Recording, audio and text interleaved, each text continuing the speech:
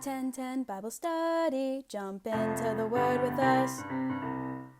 Hey guys, welcome back to 10:10 Bible Study. Today we are talking about 1 Timothy chapter 3.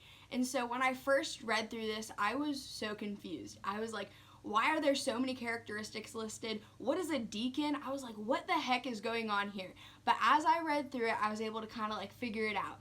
So in this chapter, Paul is giving Timothy guidelines for setting up leadership in the church. And so there's kind of two roles that are happening here, and there's overseers and there's deacons. And so the standard for both of them is that they must be mature, committed followers of Jesus. And so Paul is telling Timothy to look for certain characteristics while trying to search out for those leaders.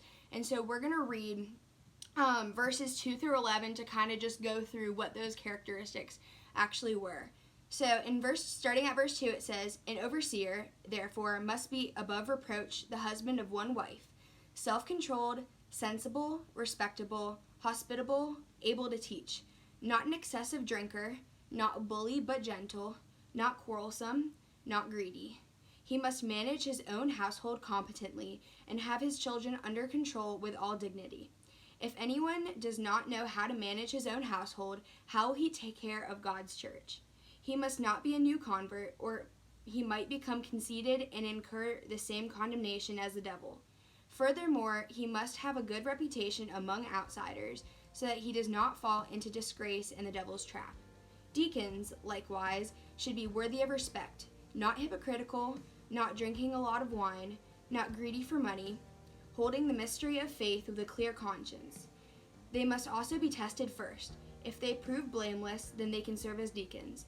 Wives, too, should be worthy of respect, not slanderers, self-controlled, faithful in everything." And so this isn't an opportunity to look at this list and kind of pick out the leaders in the church like, oh, does she fill all these characteristics on this list? But more, it's an opportunity for us to take this list and look at ourselves and be like, okay, where am I doing well on this list? Do I fit all these characteristics? And because I'm a follower of Jesus, I should look at this list and think where am I? What would Timothy say about you if he came to Park Valley looking for leaders? Would he think that you fit all the things on this list? I think this is a really good opportunity to just take a look at the list and look at where do I do well, and then take the opportunity to ask or thank God for blessing you with those characteristics. And likewise, just where are you struggling on this list? None of us are perfect. There's no such thing as a perfect Christian. So there's something on here that you must be struggling with. And so you can take that and you can ask God to help you grow in that characteristic so that you can be a faithful leader. Often we think of leaders as being able to teach, which is important, but more important is how we live.